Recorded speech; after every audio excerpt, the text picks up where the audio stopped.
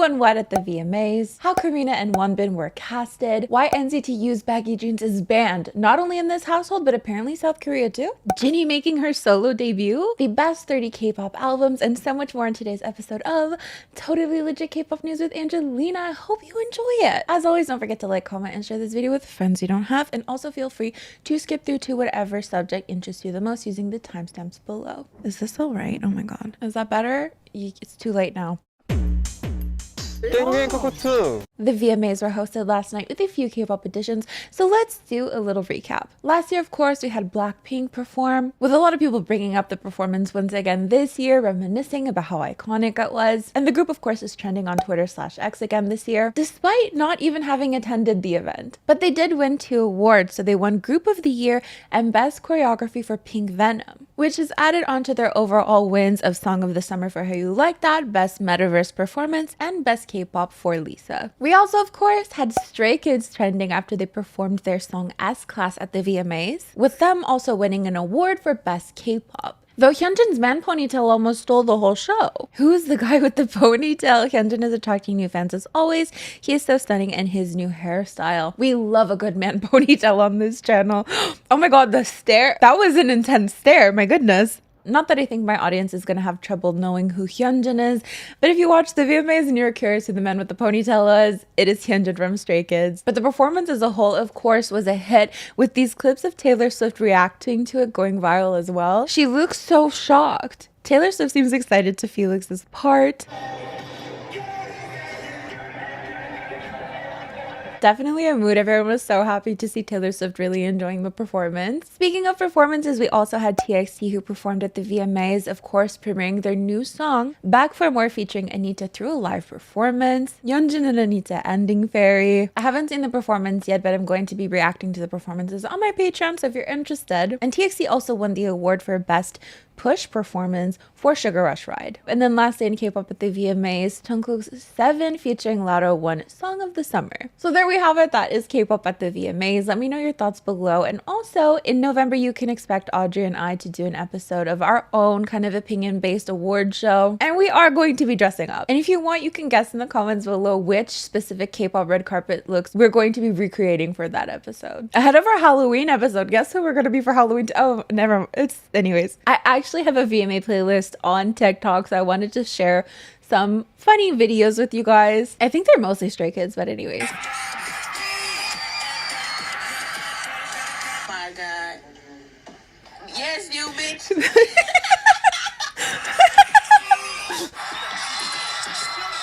Oh, this wasn't funny at all, but like it kept cutting off when Felix started saying something, and I was like, what did he say? Hello? Oh, fuck. You know, I'm pretty sure Felix has something else that you want to say yourself. Yeah. We just... What did Felix say? It keeps cutting off. What did Felix say? Oh, wait. Okay, so for context, from what I think the context is like she asked, like, can you teach me a dance move or something? And he's like, we have this, which might be easy for you. Maybe easy for you. Oh, wait. Are you saying that I look like I can't dance? No. That's not what I'm saying. I'm just saying, you know, one of the simple ones. One of the simple ones. There you go. There you go. There you go. I got it. Yeah, you got it. We have this. And the first comment, like, I don't particularly follow Stray Kids very closely, but I literally yesterday, it's almost as if it's faith. Yesterday, I saw this video where he's holding a bottle of alcohol. He's like, I don't like alcohol, but it's a motivation juice. So then like the second comment is literally he drank some motivation juice. I'm screwed now. I'm gonna have an Australian accent the rest of the day. Oh no. So of course we all know Jini, former member of N-Mixx, who seemingly left N-Mixx for no particular reason. Everyone was so curious as to why she just left the group like that. There were rumors galore, some people thinking she was gonna go solo, some people thinking, well, I don't even know, to be honest. It is a mystery at the end of the day. So she left the group on December 9th, 2022, so not even a full year ago. If we recall, JYP Entertainment said Jini, who has been a member of N-Mixx up until now, will be leaving the group due to personal circumstances, and her exclusive contract has been terminated. We apologize for giving many fans cause for concern with this sudden news, with of course the members continuing on as a 6-member girl group. We ask that you give lots of encouragement to Jini, who will be walking a new path, and we also ask that answer give their warm support for the 6 members who will continue to grow and race towards their dreams. So it seems that there was no malice. It seems to have ended on good terms, with JYP literally saying, "We ask that you give lots of encouragement to Jini." Again, this seemed to have come out of nowhere. There was no specific reason really given. And since then, Jini did sign with a new agency, so Sublime. On April 14th, the Sublime Artist Agency officially announced that Jini had recently signed an exclusive contract with UAP. So from here, we could see her on TikTok producing very high quality dance videos. And people were wondering, surely she's not just going to sign with a new company just to post all of these random dance, super high quality, by the way, blurry as hell backgrounds. But everyone was just saying, there's no way she's signing with a new agency just to do that, What's going to come out of this? But she has announced her first EP, An Iron Hand in a Velvet Glove. It looks really interesting right off the bat. An iron hand in a velvet glove. So this is her first EP and she has just announced this. Now, as far as I can see, all the comments are super supportive, but I can imagine there are a lot of people who are just as confused as I am. Like, why did she leave a K-pop group to then debut again? A lot of people thought maybe the idol life just wasn't for her. So let me know what you think about all of this. I'm not gonna lie, it does look really cool. At the end of the day, I hope I'm alive in 10 to 20 years from now because I need to read her memoir. I need to know what happened. So you might have heard that NCT U's Baggy Jeans has been banned in South Korea during the exam period. The whole country has literally rallied together to take down this denim propaganda in the name of education. Obviously, I'm kidding, but I know some of you believed me. I just know that some people who read the headline, "This song was banned in Korea for being too catchy," and they believe it. But then again, as we're about to clearly see, a lot of our countries don't take education as seriously as they probably should, but I digress. So the banning of this song is unofficial and kind of fun in nature, right? It's not backed by any government entity. It's really just people coming together and saying, this song is so catchy, so we need to ban it during exam season so that we can succeed. So this particular college entrance exam is taken very seriously by the entirety of the country as far as I've read about it. I think there's a scene in 2125 that depicts this. I tried looking it up, but I couldn't find it. Maybe I'm inventing this in my head. I don't know. From what I've read, there's police officers around to help escort any students who might be late for the exam.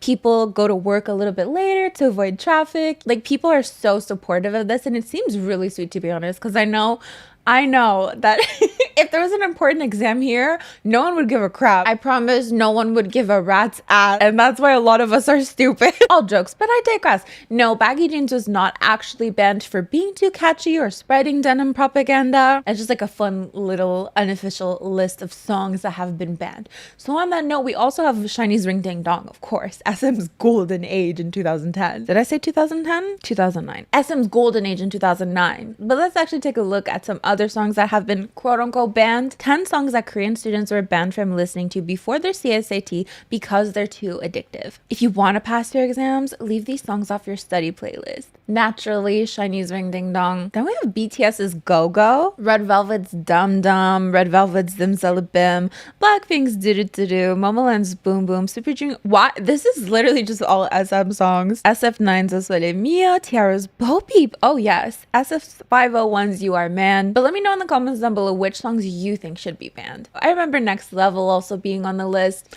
SM, what? Say hello to Mr. Kevin. Next up, we have Karina and Wonbin in the news. Not because of their visuals, though, actually, kind of because of their visuals. It seems that a trainer at SM Entertainment posted this to their story. Basically, a photo of both Karina and Wonbin and saying, casting through DMs, fighting. I'm sure we've all heard in the past that Karina was cast through DMs, so it's seemingly confirming that both Karina and Wonbin have been casted through DMs. But what if Karina and Wonbin never answered their DMs? Here are some of the comments on the post talking about this, so they must be so proud every time they see this. Wow, my eyes. No, but how did they get cast through DMs? Karina? Those people got cast through DMs? Wow, this is insane. The moment they found Park Wonbin, they probably started clapping with their feet. Wonbin also got cast through DMs? I honestly think that DM casting is a lie. Why are people exploding with inferiority complex over getting cast through DMs? Is that Taeyeon? Why is that Rainer such an attention seeker? I don't know what that's in reference to, but anyways. As someone who doesn't believe any email I get or DMs that I get, I'm very reluctant to even respond to things sometimes. But can you imagine imagine the amount of talented, beautiful people who might also be a little bit too paranoid, who might just have these opportunities slip from them because they're not responding to their DMs. I presume casting directors have their ways, but I digress. It made me really curious about Karina and Wonbin pre-debut. I just want to see what the casting director saw. Now, of course, I'm not making any allegations of plastic surgery, though I do think the majority of idols have gotten work done. You see, and this is coming from someone who used to be so naive. No, their lips are bigger because they just grew up. You guys are all delusional. Their face shape changed and their chin got pointier due to puberty, and you guys are all a bunch of haters. I look back on some pictures of my own faves and I'm like, when did this happen? Anyways, but that's not what I'm doing here today. I just want to see what they look like pre-debut. Let's take a look at Wonbin pre-debut. So here are his school pictures. Oh my god. I wanted to see his Instagram pictures though to see like what made him get cast. So there's this post that I found that shows both of their pre-debut pictures, and it looks like stuff they probably would have posted on Instagram. Okay. And then of course Karina. Gorgeous as always. So yeah. So now let's intercept this show for my little segment called Kpop Shenanigans, which are basically fun little things that have happened in K-pop this week. Boy Next Door had their first ever win on the show for But Sometimes. Weekly released a special video for their song Good Day, Special Daily. Hayden from New Jeans covered Love Lee by Akmu, which watching the video made me realize it's pronounced Angmu. ATEEZ released episode 31 of their series Wantees. Okay, so we have Paste Magazine who posted the 30 best K-pop albums of all time. So I wanted to check out the list with you guys. So let's take a look. Let's take a little gander at this. So at number 30, we have Ihyori's It's Hyorish. That came out in 2008. Now, I've never heard this album, but I did have one of her albums. I can't remember. The one... Dun, dun, dun, dun, Hurricane Venus. Is that Ihyori? I had that album when I was younger. I also had Rain's Rainism from 2008. Can't remember listening to any of the other songs, but anyways. HOT's Iya. Baby Vox's Come, Come, Come, Baby. Girls' Generation, of course, Girls' Generation. EXO's Exodus. Eric Nam's Interview. G-Idol's I Never Die. Jonghan's Cadencia. Super Junior, Sorry. 21 Crush. I was gonna say, if there's no 21 on here, they have to have something for real. Twice Feel Special. Feel Special is, it's New Jeans. That's how impactful New Jeans are. They're already on this list and it just came out this year. Hwasa's Maria. ATEEZ The World EP1 Movement. Blackpink The Album. Is it because it's their only one? No. What is this? Yeah.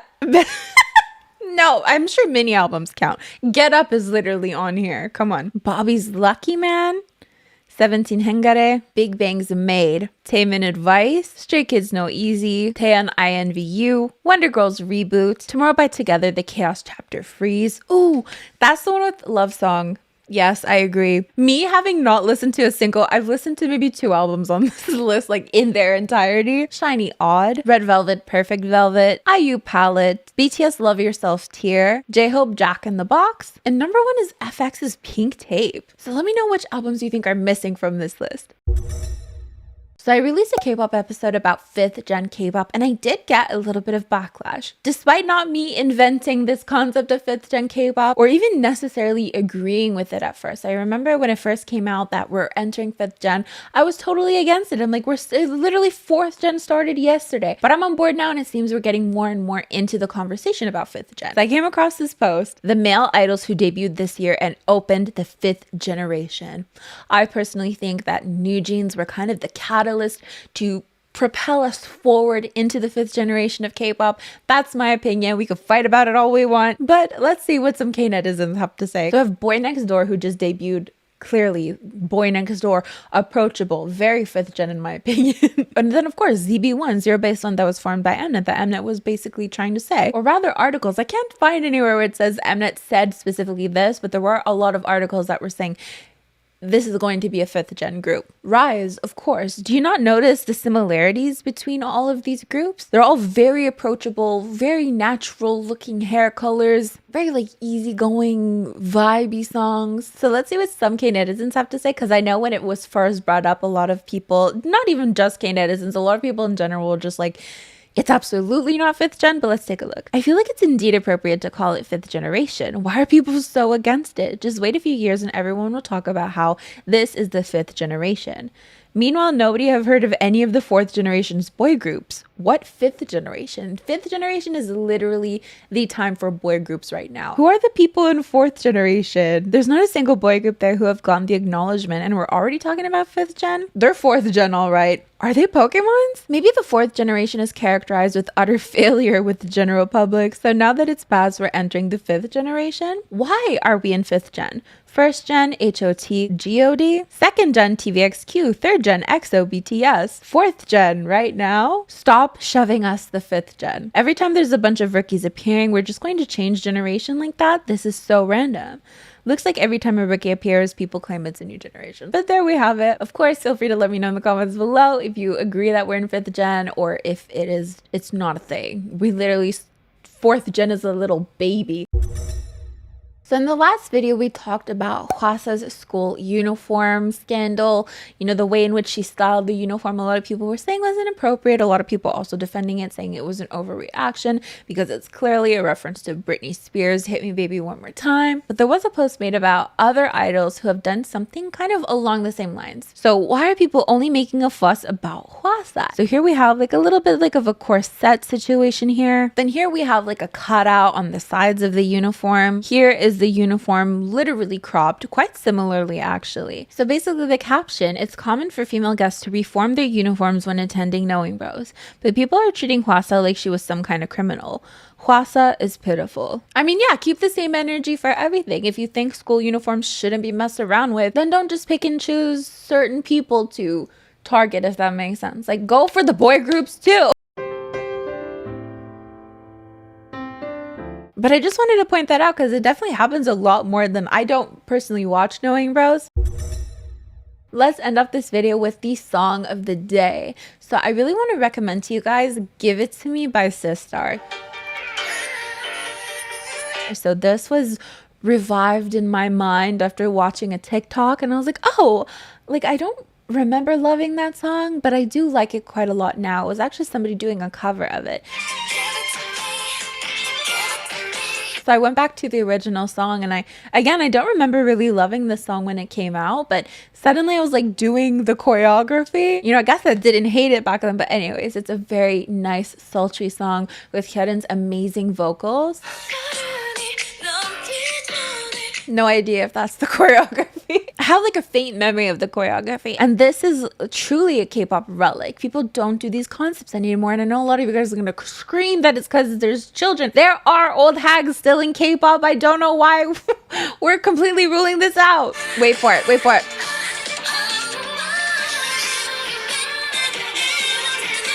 Hyorin's voice is just so amazing, so powerful. I literally love Hyorin. I will praise her till the end of time. Amazing vocalist. They just don't make vocalists like her anymore. So that is my K-pop song of the day recommendation. And that is basically it for this video. So that is basically it for today's video. Thank you so much for joining me. Don't forget to like, comment, and share this video with friends you don't have. And you can also join my patrons by clicking the link in the description. And you can get some videos early, some bonus videos, and all that jazz. I'm about to do some reactions to some VMA performances. So I annoy myself so much. That is it. I'll see you guys next time. Let's annoy the dog. Bye. This dog just broke into my room. Come here. He's gonna give me a hard time, this one, I know it. Say hello to Mr. Kevin.